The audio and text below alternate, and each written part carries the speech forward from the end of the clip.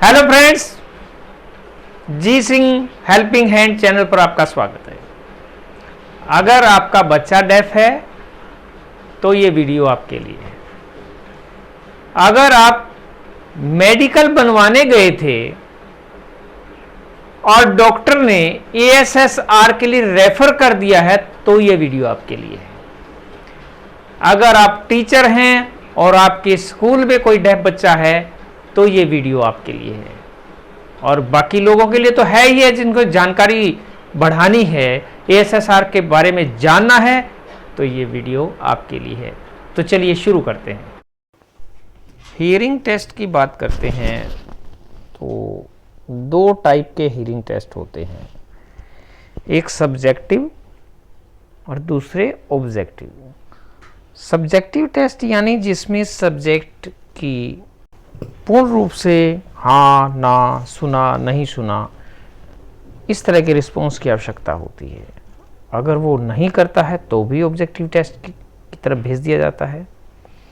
और आजकल तो जो मेडिकल बनते हैं वो ऑब्जेक्टिव टेस्ट से ही बनते हैं। तो सब्जेक्टिव टेस्ट जैसे कि पीटीए, प्योर टोन ऑडियोमेट्री, और प्योर टोन ऑडियोमेट्री पर मैं पहले ही वीडियो बना चुका हूँ।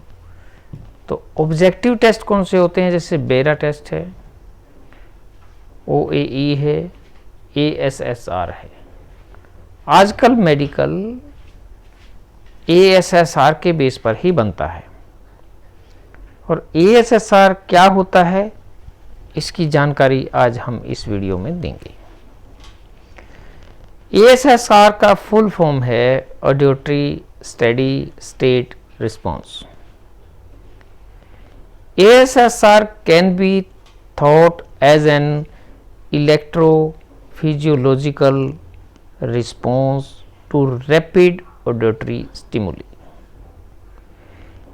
ASSR is similar to BERA, but EEG activity is analyzed in frequency domain rather than time domain. ऐसा नहीं है कि एएसएसआर सिर्फ बच्चों का होता है या जो पीटीए पर रिस्पॉन्स नहीं कर पाते उन्हीं का होता है। आज हियरिंग इम्पेयरमेंट के मेडिकल के लिए एएसएसआर की ज़रूरत पड़ती है, उसी को बेस बनाया जाता है। एएसएसआर के लिए तीन चीज़ें समझ लीजिए। नंबर एक, एएसएसआर नीड्स सेडेशन यानी डीप स्लीप। एएसएसआर करने के लिए बेहोश करना पड़ता है और उसके लिए बेहोशी की दवा दी जाती है। नंबर दो, टाइम। 2 से 3 घंटे लगते हैं एक टेस्ट के लिए। और तीसरी चीज़ है अपॉइंटमेंट बेस्ड टेस्टिंग, यानी ऐसा नहीं है कि आप सीधा गए और आपने रिक्वेस्ट की और तुरंत आपका एएसएसआर कर दिया जाएगा। इसके लिए पहले से अपॉइंटमेंट लेनी होती है। अगर आप एएसएसआर कराने जाते हैं तो किन बातों को ध्यान में रखना चाहिए, जैसे सब्जेक्ट को कान बहने की शिकायत नहीं होनी चाहिए। अगर है तो पहले कान बहने का इलाज करवाइए।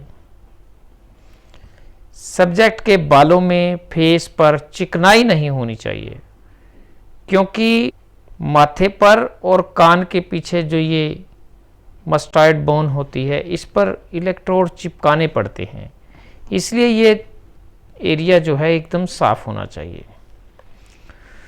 चूंकि बच्चे को यानी सब्जेक्ट को सेडेशन यानी बेहोशी की दवा दी जाती है तो सब्जेक्ट को होश आने में थोड़ा समय लगता है। अभिभावक अधीर ना हो, क्योंकि सिडेशन कंट्रोल्ड मैनर में दिया जाता है और ये सिडेशन किसी ऐरे गैरे ने नहीं बल्कि एक्सपर्ट ने दिया होता है। एएसएसआर में 500, 1000, 2000 और 4000 HZ की फ्रीक्वेंसी का आमतौर पर प्रयोग किया जाता है और अलग अलग इंटेंसिटी पर किया जाता है। एएसएसआर की एक सीमा है ये टाइम कंज्यूमिंग होता है। एक दिन में बड़ी मुश्किल से 4-5 लोगों का ही हो पाता है। बीटीए का अपना महत्व है, एएसएसआर का अपना महत्व है। तो जब भी आप एएसएसआर करवाने जाएं, इन बातों का ध्यान रखें। तो कैसी लगी आपको वीडियो? लाइक करें, शेयर करें और कमेंट करें और मुझे दीजिए इजाज़त। नमस्कार।